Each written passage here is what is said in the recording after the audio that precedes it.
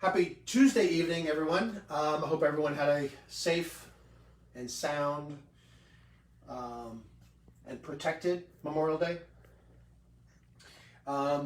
Particularly those who are watching this video.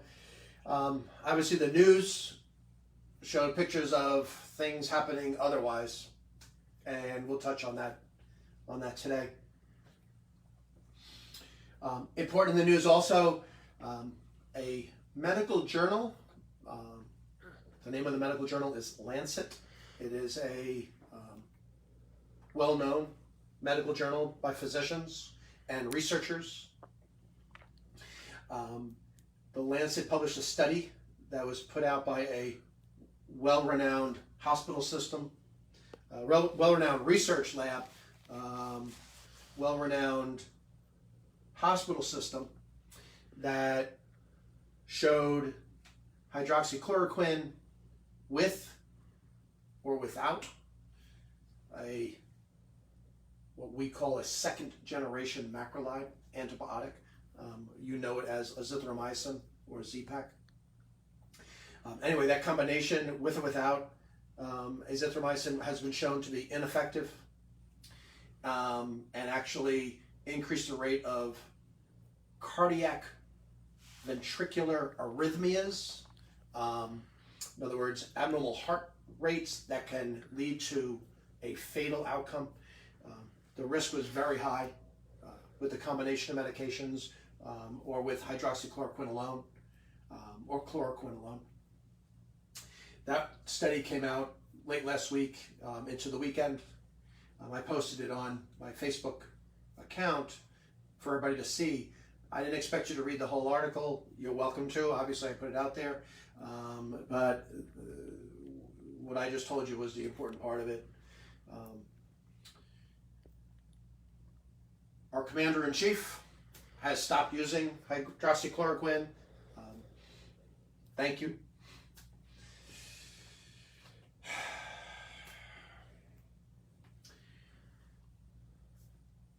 We have a respiratory virus going around that now has affected, as far as we know, 350 children.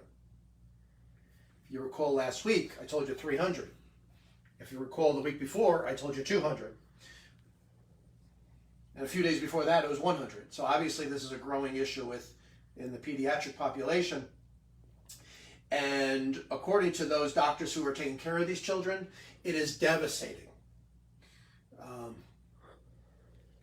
It is a severe disease affecting children, still considered rare because it's only 350 children. But if that was your child, you wouldn't care if it was rare. You'd only care that your child got better, and you wouldn't want that child or any other children ever to get it again.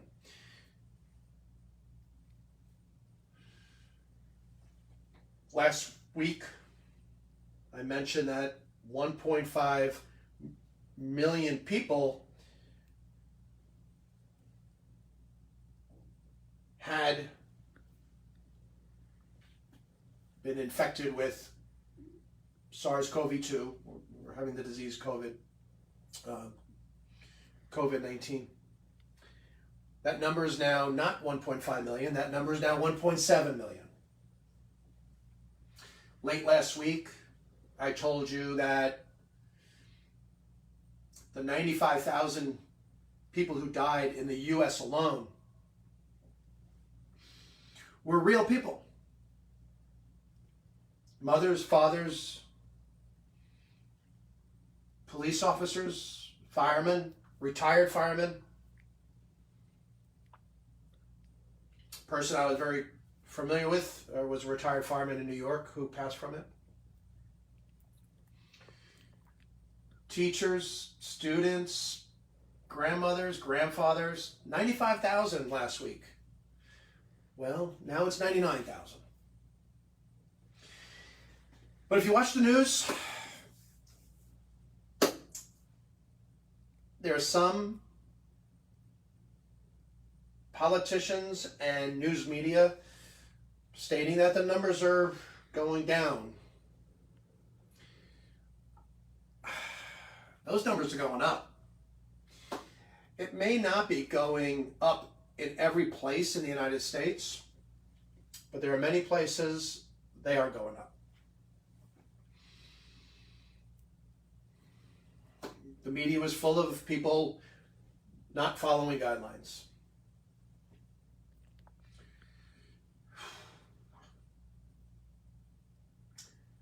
Unless this virus mutates to a less virulent strain,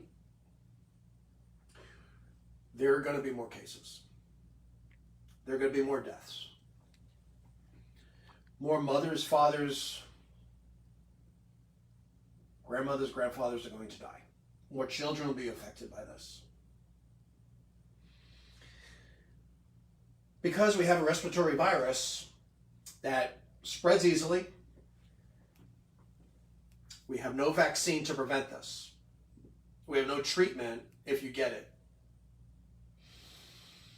Remdesivir is something we spoke about as a treatment. It seems to decrease the length of hospital stays for patients who are severely ill and given this medication.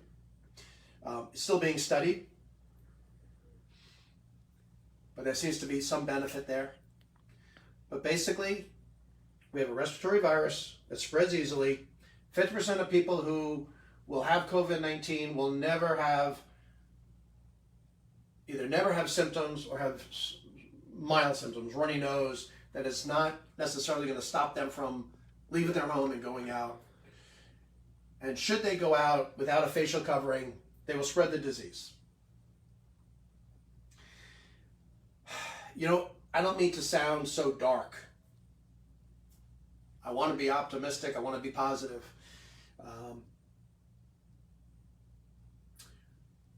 We in the medical field, and I'll just speak for myself as a representative,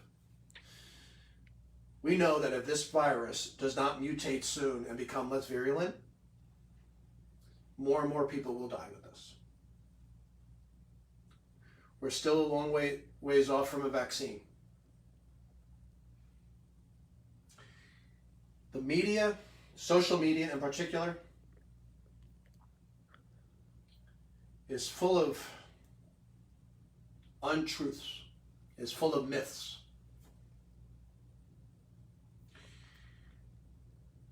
My suggestion to you is get advice from your doctor. Get advice from your primary care doctor, your family medicine doctor, your internist, whoever you see on a regular basis. And if you don't see a doctor on a regular basis, get established with one.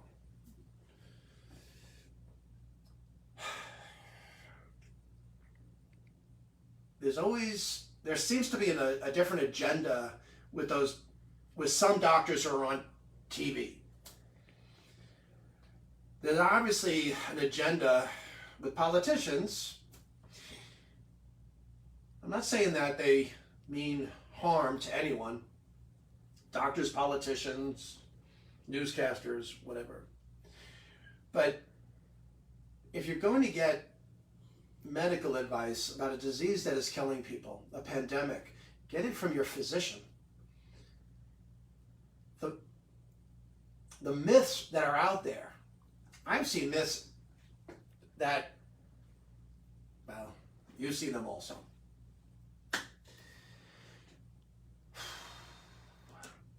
People are dying because people don't understand the reason for facial coverings.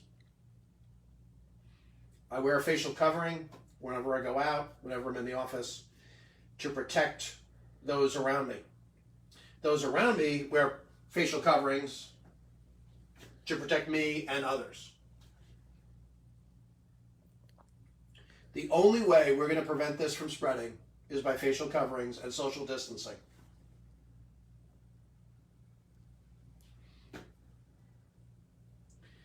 Please get your medical advice from a physician, from your physician. Please. The information out in social media, put out by supposed experts, or just, I guess anybody can put anything out there, is just wrong. It's just wrong. It's not that complicated. We have a terrible virus that we can protect others from getting by just using facial coverings and social distancing. I also recommend that you eat healthy and exercise on a regular basis. Aerobic exercise is a good idea. Please ask your doctor if you're safe to exercise. We could beat this, but I don't see how we're going to beat it the way it's going right now. But we will. One way or another. Have a good night, everybody. I look forward to talking again tomorrow.